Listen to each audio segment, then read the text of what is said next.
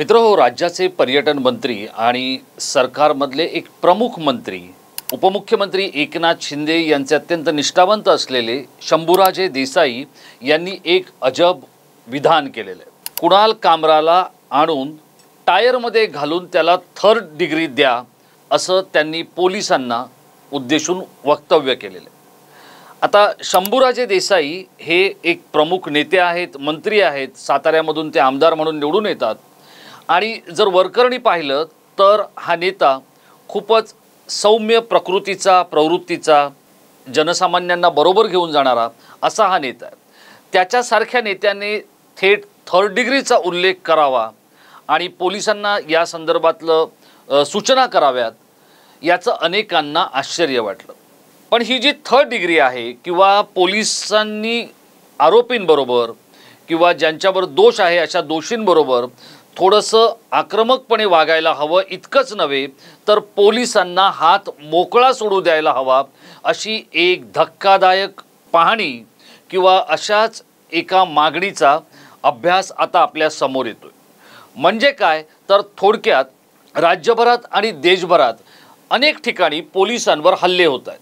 अगदी नागपूरमध्ये पण जेव्हा दंगल झाली, अगदी परवा 17 मार्चला, त्यावेळेला पोलिसांवर मोठ्या प्रमाणात हल्ले केले गेले।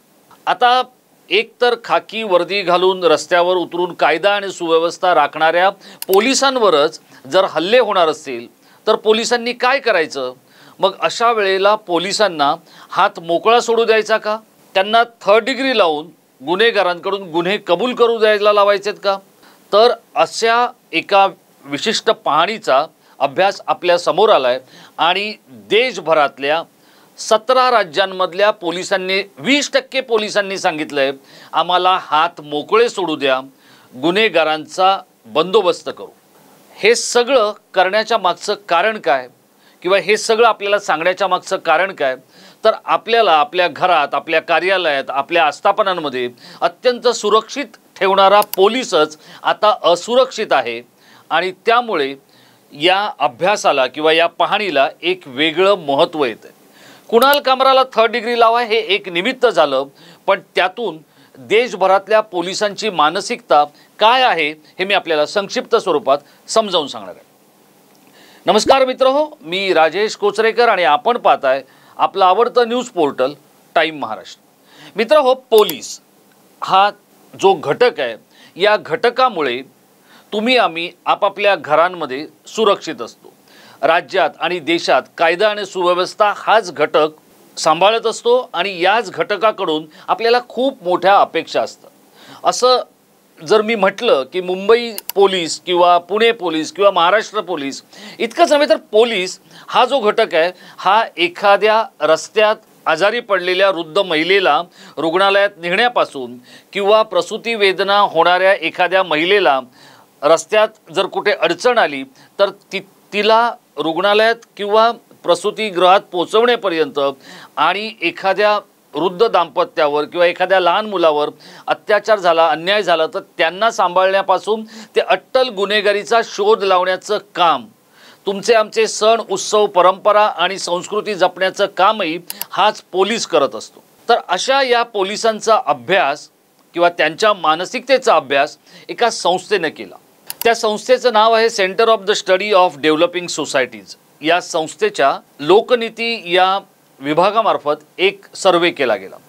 देशभरातल्या 17 राज्यांचा अभ्यास केला गेला आणि 17 राज्यातल्या 72 ठिकाणी जाऊन जवळपास 8276 पोलिसांचा अभ्यास केला गेला। त्यांच्याशी चर्चा केली गेली, त्यांची मानसिकता समजून घेण्यात आली आणि या अभ्यासानंतर जे समोर आलेलं वास्तव आहे ते खूपच डोळ्यात अंजन घालणारही आहे सत्ताधाऱ्यांच्या आणि समाजाला डोळे उघडायला भाग पाडणारही आहे।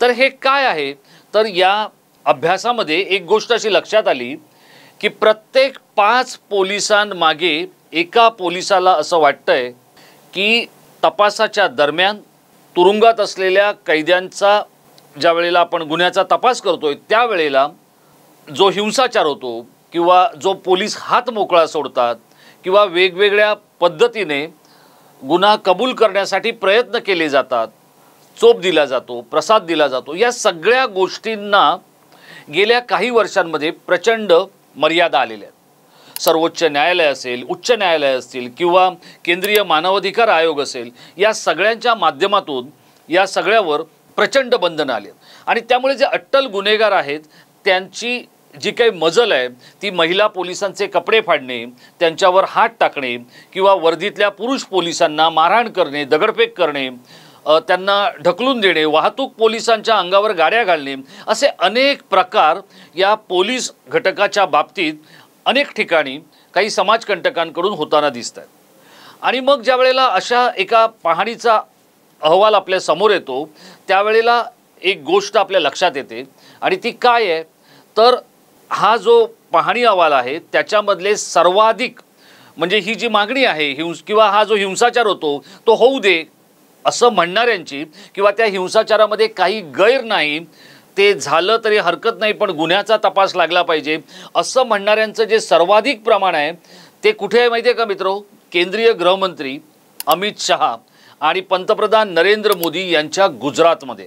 जर आपण अशा पद्धतीत कुठलाही हिंसाचार होऊन गुन्ह्याचा तपास लागला पाहिजे असं समजवणारी जी काही राज्य आहेत त्या राज्यांची यादीच मी आपल्याला सांगतो।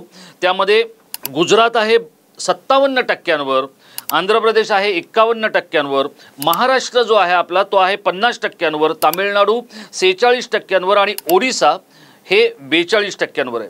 केरळमधल्या पोलिसांना मात्र असं वाटतं की अशा पद्धतीचं काही होऊ नये आणि अत्यंत सौम्य पद्धतीने गुन्ह्याचा तपास केला जावा।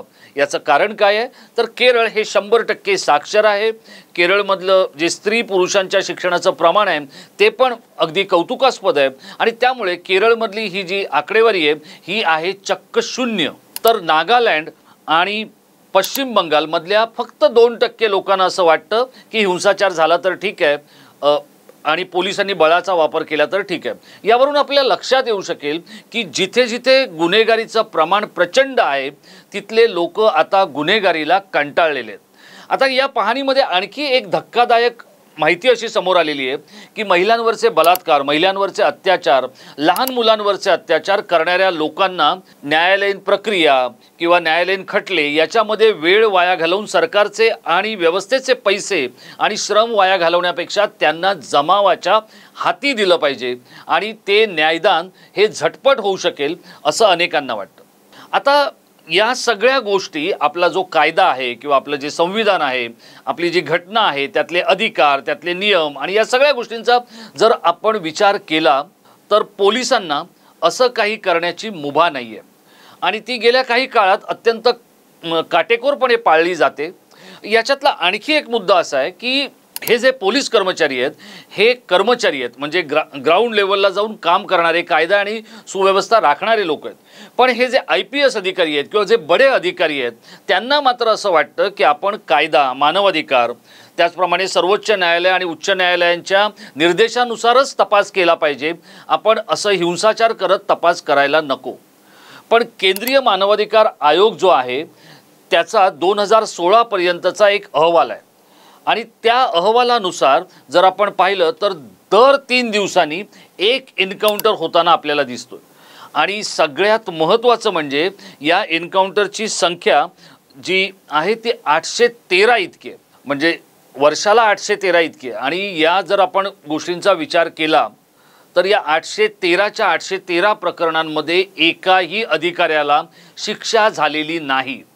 उलट हिंसाचार करत, रट्टे देत किंवा दणके देत पोलीस जे काही करतायत किंवा हे जे आता ज्या एन्काउंटरची मी आपल्याला आकडेवारी सांगितली, हा एन्काउंटर हा जो मित्र शब्द आहे ना हा विशेषतः 2 राज्यांमध्ये किंवा 2 देशांमध्ये खूपच प्रचलित आहे। एन्काउंटर स्पेशलिस्ट हा शब्द 2 देशांमध्ये, त्यातला एक देश आहे भारत आणि दुसरा आहे पाकिस्तान।